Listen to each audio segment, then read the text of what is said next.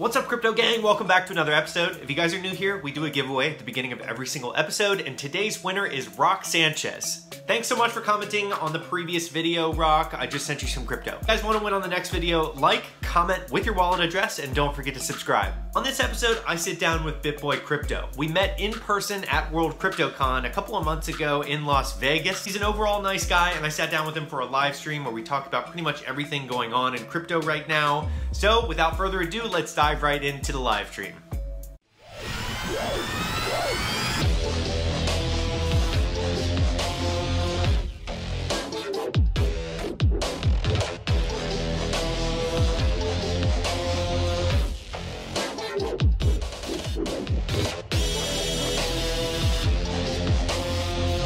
BitBoy from BitBoy Crypto here, and I am joined by Steve from Hack Crypto. How are you doing, bud?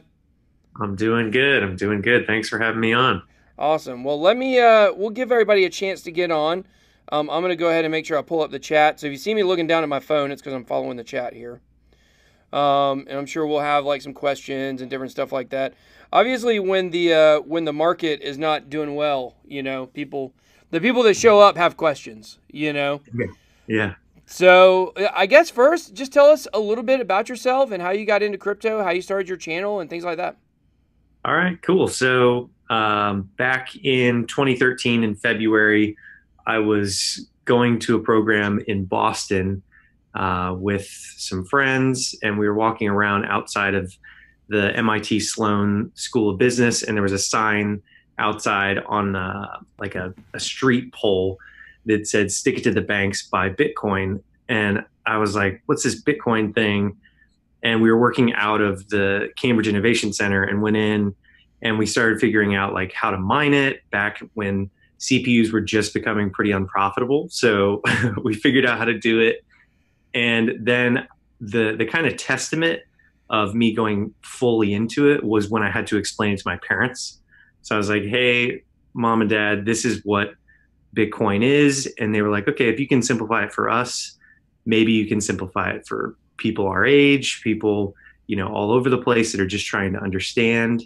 So that was kind of the birth of Hack Crypto, the concept of hacking your crypto education and just simplifying everything down. And been creating content since 2014, but really dove into YouTube probably about 2 years ago, just on various other channels, and then centralized it all probably mid to early last year when everything was just going nuts, and just moved it all into one central place, and things kind of took off from there. Everybody was reaching out and very supportive, and I love the creator community has been really great. Like everybody's kind of on this wild roller coaster together, so it's fun to talk and go to conferences and meet up. But that's just a like boiled down version of how I got in and how I centralized the channel. Yeah, that's good. So you start out by kind of like, it sounds like explaining to people what crypto is in like a real simple way. Is that kind of been something you've kept as a theme for your channel? Yeah, 100%. So it started with the basics of like understanding, you know, Bitcoin, understanding mining, and then I saw a really big pull towards mining. So I started creating more content around projects that were, you know, proof of work focused, and then started doing content around mining. And currently I'm doing a series on Masternodes. So kind of shifting pace because proof of work mining is not so hot right now. No, it's not. Or maybe too hot. You know, yeah, it's a little bit too much energy, right? Yeah, exactly. That's well said. Too hot. It's too hot. Some people are pulling their plugs. And I just started kind of moving around because people were really interested in like Nice Hash and Honey Miner and stuff like that, like simple ways to get into mining. And that's definitely changed over the past 6 months. So I decided to start doing this new series with 10 masternodes where I partner with all 10 projects and show the progress and setup over 10 months or 3 months, 3 to 6 months, I guess. So 10 projects over 3 months. And we just go through everything. So like the guts and everything of these projects to make sure that everybody understands what they're getting into. And it's I enjoy it just because it's kind of like guiding a ship with the help of the community. Like they kind of let you know what they're interested in, Yeah. which I've always enjoyed. That's the magic of YouTube, is like communicating and talking to people, you know, in the comments and everything. It's pretty cool. And always trying to figure out, you know, like sometimes you have an idea for a video and you make the video and nobody watches it and it kind of sucks. You know, you're like, oh man, I had this great idea. But when you really start trying to figure out, like, you got to cater to what your audience wants and what they want to hear, then that's when your videos get more successful, and then you get more of a voice, and then you can talk about maybe something else down the road if you want to talk about it, you know, something else, and, you know, you'll still get the views and stuff, because, I mean, we're not creating content for our health here, you know? So Yeah, exactly. Yeah, guiding it. And it is kind of in the spirit of like all these decentralized projects like DAOs and stuff like that, where you have community driven development. Like it is kind of a fun concept to bring that into a channel where, you know, I do polls every week on the community tab. I don't know if you've been taking advantage of that. I do Like sometimes.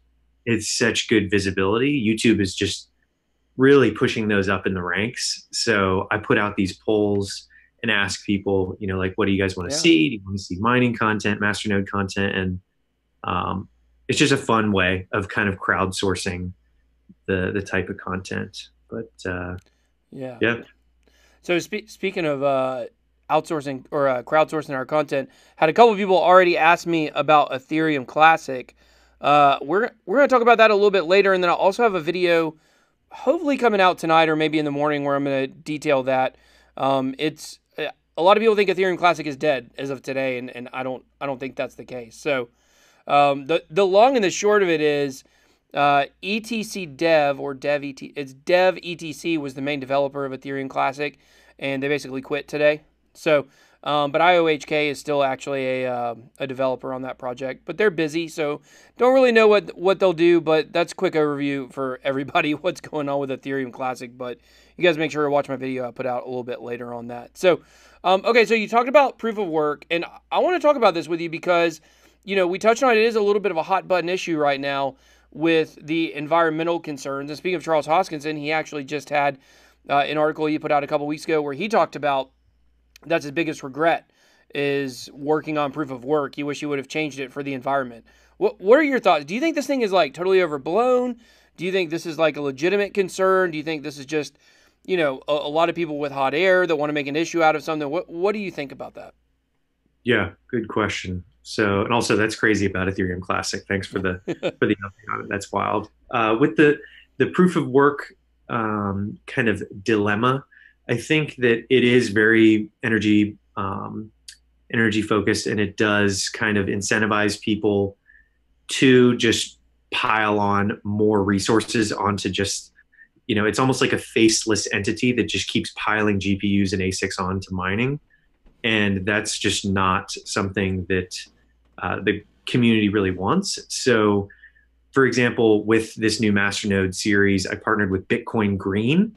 And Bitcoin Green is effectively just a proof of stake version of Bitcoin. So it's powered by Masternodes, and there's no mining to it. It's just Masternodes getting rewards and helping, you know, keeping the integrity of the chain. So it's a really cool concept, just because it's like a green concept of it, where they're partnering with like sustainability foundations and stuff like that. But I do think it is blown out of proportion with the current BTC of proof of work, where if you look at the whole, for example, the finance industry, it's something like 1,000 times the amount of energy consumption that it takes for the regular financial industry that no one talks about.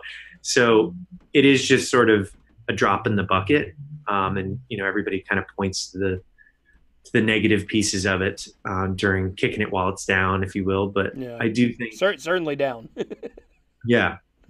I think proof of work is it's always been really fascinating to me, where, you know, there are these big centralized parties that are controlling a lot of hash rate, but at the same time, you know, the mom and pop can get involved with a graphics card and set up a little rig in their house or in Venezuela or wherever you want to set it up. And I found that to be pretty pretty unique and pretty freeing in its own way, where you can generate your own currency using, computing power. So I thought that was cool, but at the same time, I think it's blown out of proportion with like how much damage it's doing in the carbon footprint. But like I said, with Bitcoin Green, there's all these other projects that are trying to address it, and who knows where those innovations will plug into Bitcoin in the future. So, do you think Bitcoin is going to have to adapt and adapt another consensus method? I'd like to think that. I'd like to think so. I think it would be really cool to see some sort of hybrid happen in the future where there's hundreds of these proof of stake projects kind of coming into the space and proving out what they're doing. And I'd love to see the core developers look at that and say like, okay, this does actually, present some interesting data that we could maybe like use some sort of hybrid. Who knows what it'll come out with, but I do think that proof of work, the way that it sits right now, where if I just buy 100 more cards than the next person, it just doesn't really seem like it can scale. But I know there's a lot of people out there like Seth Estrada and all these experts at mining that would argue about it. But I do think that things that are ASIC resistant that are coming out, like Raven Coin with the ASIC resistant algorithm. And are they trying to, aren't they, or didn't they already make Monero ASIC resistant, or they're trying to? Yeah, I think so. Yeah.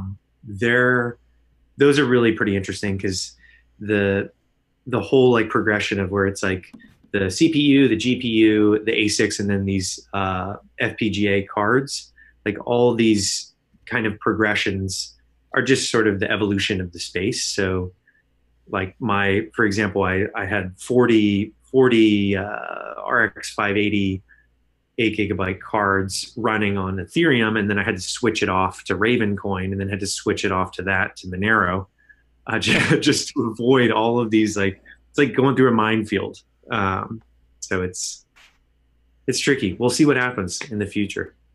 Yeah, it's definitely interesting. So speaking of mining, recently there was an article put out about the decrease in difficulty. Do you know anything about the difficulty decreasing lately? Yeah, I saw on November 1st, it was like an 18% drop. And that was like one of the biggest drops in history for Bitcoin, was that so many people have jumped off of it. And yeah, I saw that. It was pretty mind boggling that it was 18%. Yeah, so apparently the second biggest dump ever was 15%, and that was in 2011. So if people are looking for some kind of hope in this bear market that we're in right now, that's what I would point to, because the last time that it dipped over 15% or around 15% or more, it was at $2, and then within 60 days it went all the way up to $5. So that would be nice at this point. That would put us, about at $10,000. Not saying that'll happen for sure, but there is some precedent for when the mining difficulty decreases. And I just remember looking back when we were around the $6,000 line, and there was the $6,000 mining theory. Do you know anything about that? Yeah, where it was like the cost to produce one, it would have been negative if it went below the 6,000 mark. And I also saw that it was like very highly dependent on how much you're paying in electricity, right? Like I think China's primary baseline was like around the lower 3K mark, but then here in the US, I think it was the 6K mark. Could be completely off with that, but I do know that 6K was a pretty substantial hit to the mining community when we went below that. Yeah, I just remember talking to a lot of other influencers when I was at Litecoin Summit out in San Francisco. Where are you located at? Aren't you? I'm in San Francisco. Did you come to that? I didn't. I was out of town. You gotta be kidding me. I know. I didn't see you there. Everybody was messaging me while I wasn't there, and I was like, I'm out of town. Man, that's terrible. So, but I was on a panel with a bunch of influencers there, and we were talking about it, and this $6,000 thing got brought up, and they're like, oh no, there's nothing to that. Like, that's not really true. If the price dropped down below 6,000, it's not going to be that big of a deal. And we're seeing it is true. There has been a huge drop in people mining, and You know, people don't talk about, like, you know, they're reverberating effects from this. If you look at NVIDIA, they, during the bull run, up production like a ton, and now they're sitting with a bunch of units that they can't sell, which is, I mean, it's kind of good for people that may want to get into mining. You might be able to get them at a discounted price, but NVIDIA already bought so many at a certain price, they can't even discount them that much. So I think that this is really, you know, not just bad for the miners, but it could be bad for the overall markets, because when you've got a company like NVIDIA that's basically investing into crypto and now has got burnt a little bit, you know, I don't think that's good. What do you think? Yeah, yeah. I mean, there were people that were way overextending themselves Mm. in the mining space. Like I know I read an article about a group in Seattle that they had put something like $100 million into a farm there, and within the time frame where it went below 6K, they had to not only shut down, but they owed 7 million on like everything that they had. So it was not only were you bankrupt, but you were, you know, in debt Yeah. 7 mil. So I do think that yeah, it's a lot of people don't really think. I guess newcomers, it's kind of our jobs to educate people on the importance of mining and the importance of it in the ecosystem. But a lot of people don't really think about those metrics that you were talking about, of like where it needs to kind of stay above water in order to not slide off of a cliff, like what we're watching right now, where if, you know, thousands of farms are taking off their, or thousands of pools are taking off their rigs, you're looking at a landslide on Yeah. price. If that's what you're watching, if you're watching price, you are you need to kind of prepare for impact when the rigs get turned off. Yeah, it's not good news, everything that's been Yeah, going on it's right bad. now. And I think, you know, the fact that we dropped below, I guess we can talk about the markets for a little bit. You know, the fact it dropped below 4,000 today is not a good sign. A lot of people were pointing and saying that, you know, if it went in between 4 and 4.2, as long as it kind of stayed there for a little bit and stabled off, that, you know, we might be on the way back up. But now that it's dipped back below 4, people are acting like this is the apocalypse, you know? So Yeah. there's a thread on Twitter that lists like 15 reasons why this bear market is actually going to end up being worse than 2014, the one that began there. Which, you Huh. know, when you start seeing all this stuff that's like so negative, it I don't know. I've just always believed the more negative stuff there is, you got to think you're close to the bottom, because you know you look at the inverse of that. Like when we were in the bull run and we were in January, even when the market started going down, like everybody was positive, like, oh yeah, it's going to come right back. It's going to come right back. Yeah, yeah, yeah, yeah.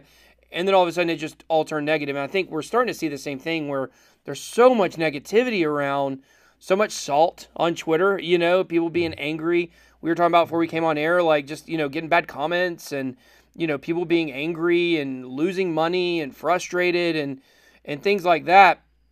It's kind of hard to watch, but when you see all that, it's got to make you think like, okay, surely we've got to get close, because how much more angry can people get right now? You know what I mean? Yeah.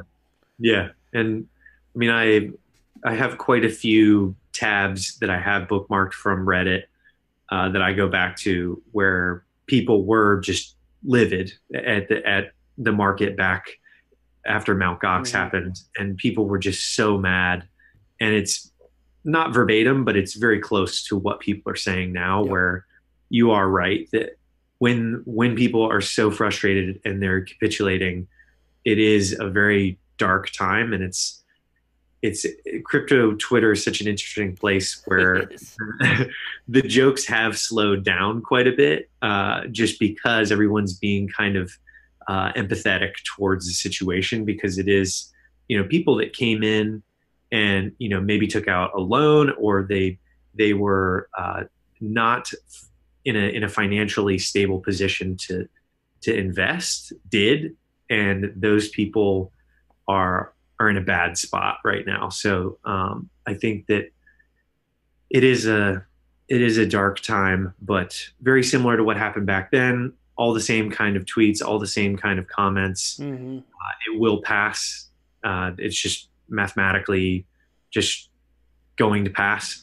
so so it's just really just getting there. And I think it feels good to be in the creator community where we're still driving forward. As long as you keep uploading and you're informing people, I think that is what keeps us all together, keeps us all going, just getting a positive spin on it. And that's why I was shout out to Crypto Love out there. He was such a good edutainer, and you are too. Yeah, thank you. I appreciate it. You guys are all great edutainers, and it's good to see that positivity still, no matter the price, coming out, putting smiles on people's faces.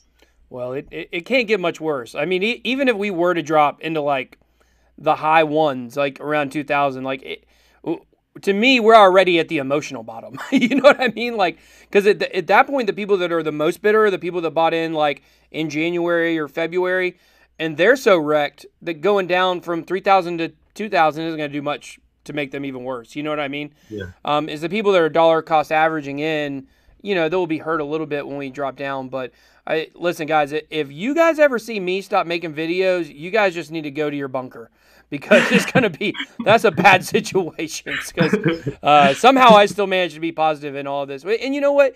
Here's the thing. My story in crypto is one of regret, you know, because I bought it in 2012. A lot of people on my channel know it's just I was buying a software and they required Bitcoin, and I got into it, and just basically it seemed like overnight. It wasn't overnight, but I started buying it $12, $13, and it seemed like overnight. Like all of a sudden I looked and I had thousands of dollars in my account when I didn't put nearly that much in to begin with. You know, it was just like almost like if you went and clicked your Binance dust, and all of a sudden it was worth like, you know, $3,000. That's what it was like for me. And I sold out, and I ended up selling out right before Mt. Gox crashed. So if I wouldn't have sold out, I still would have ended up losing all my money in Mt. Gox, because I didn't understand the concept of having a wallet or why you would want to do it and stuff like that. But, you know, I've been through all this. Like, I saw that bear market, you know, I saw how bad it was. I've been through two now. And while I haven't been hugely invested the entire time, is like I look back on those times where things were so negative, and I kind of stopped paying attention, you know? And so with this one, we've already been through this so many times. Like, I know what's on the other side of this. And the fact that people can be this invested in crypto, where they're watching our videos every day, and, you know, whether they've been in it for a year, 6 months or whatever, but like, we're telling you, like, listen, this is a cycle. We're in a cycle that we've seen before. Like, that's why I don't get discouraged. I'm just like, thank God that I have the opportunity to buy back in for the altcoins, the rates that I missed last year, you know? Yeah. And a lot of it, we talked about it on a live stream the other day, I think, with Crypto Zombie, and then it was like pulling the institutional money is pulling the train back to them that they thought they missed. Yeah. That's well said. Can you just tell everybody where they can find you at, Steve? Yeah. At Hack Crypto is my YouTube channel. Hackcrypto.io is where I kind of aggregate a lot of the basics for the fundamentals. If you guys are completely new to crypto, or you know someone that's new to crypto, they can go to the website and learn the basics. And yeah, YouTube channel, I'm doing a new Masternode series on proof of stake. And it's kind of wild. I'm learning everything there is to know about Masternodes in real time as I'm doing it. But yeah, that's pretty much where you can find me on Twitter at Hack Crypto. Awesome. And you guys can actually get the link to his YouTube channel down below in the video description. I did put it at the top, so you guys can do that. Well, thank you so much for joining us, Steve. It's been really good talking to you, and definitely look forward to having you on the channel again. Yeah, thanks for having me. That's it for my live stream with BitBoy Crypto. I hope you guys liked it. The link to his YouTube channel is below, so go give him some love, and I will see you guys on the next episode of Hack Crypto.